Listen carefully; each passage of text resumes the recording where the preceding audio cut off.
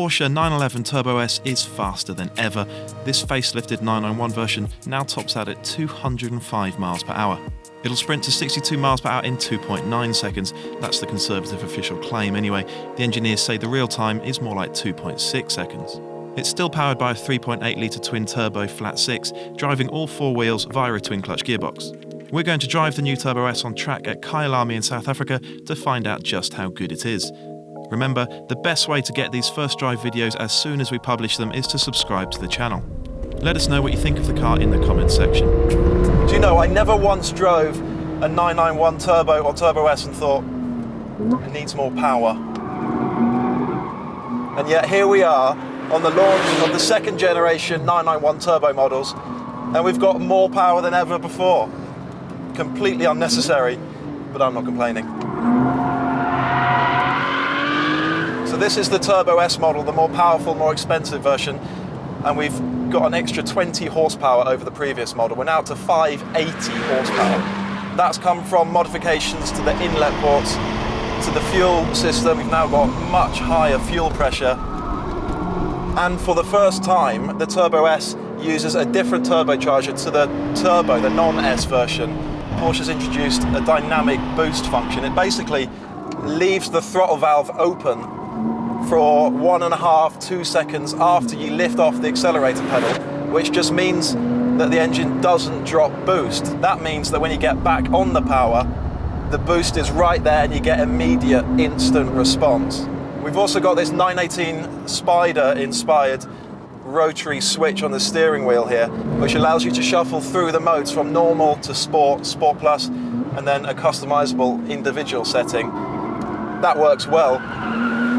And in the middle of that switch, there's a sport response button. It's not much use on circuit, but on the road, it primes everything. It primes the whole drivetrain for immediate response, maximum performance. That works really well for overtaking. It's bizarre actually. I think this engine lacks a bit of low down response. You need 3,500 RPM before it really starts pulling. We're at altitude here. We're running low octane fuel. Maybe we should just give Porsche the benefit of the doubt for the time being, but it does just feel massively fast with a huge swell of torque, 553 pound-foot of torque. It just thumps along. Launching one of these cars remains the most violent thing you can do on four wheels, short of crashing into an oak tree. So the chassis, it's very much as before. They haven't done an enormous amount of work on the chassis. They've made some very detailed changes to the steering, but still, it's an E-Pass system, so we don't have an enormous amount of feel, but at least it's really sharp, really direct. The chassis is so well controlled. We've got Porsche Dynamic Chassis Control. It's standard fit on this S model, and it just means you've got really, really good control on circuit.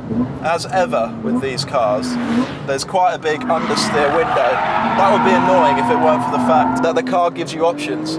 You can either trail brake heavily, keep the front end pinned to its line, or you can back it into a corner, get the rear axle swinging around, and that just defeats all the understeer. In these longer corners, you're much better off just trimming your entry speed a little bit, keeping the front end on a tight line, and then getting on the power early. But certainly there's more understeer on the way into a corner than you get in a GT3 RS. We're on a Pirelli P0, it's not even a Corsa, let alone something really sticky like a Trofeo R or a Cup 2, which is what the GT3 RS is on. So we don't have that same relentless bite. But once you're into the corner, it's got massive, massive mid-corner grip, so you can just lean on it so hard. And then of course, massive traction as well. They've actually made some small revisions to the four-wheel drive system. The clutch plates have been modified so that the four-wheel drive system shuffles torque to the front axle even more immediately, even more quickly.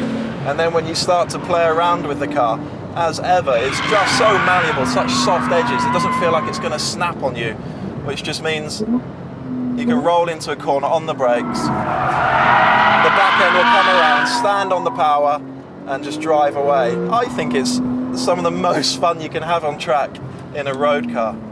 So now that the whole Carrera range has gone turbocharged, where does that leave this one? The proper turbocharged model, has it made it redundant?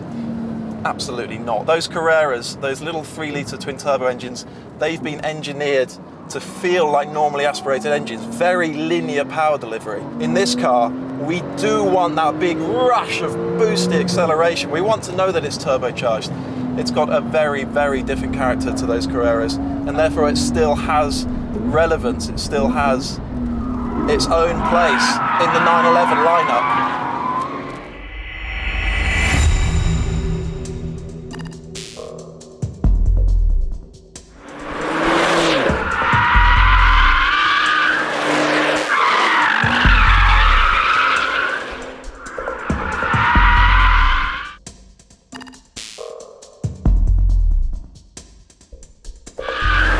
Where does that leave the new Turbo S in this kind of junior supercar category?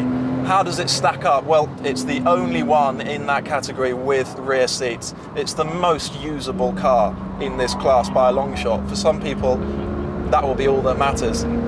Still, it's the Audi R8 V10 that's got the engine, and it's the McLaren 570S that's got the chassis, but the Turbo S is now better than it's ever been.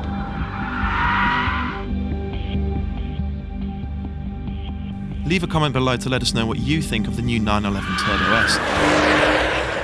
To watch the McLaren 570S in action, click on the left, and to find out what we thought of the new turbocharged 911 Carrera, click on the right. Remember, the best way to get these first drive videos the moment we publish them is to subscribe to the channel.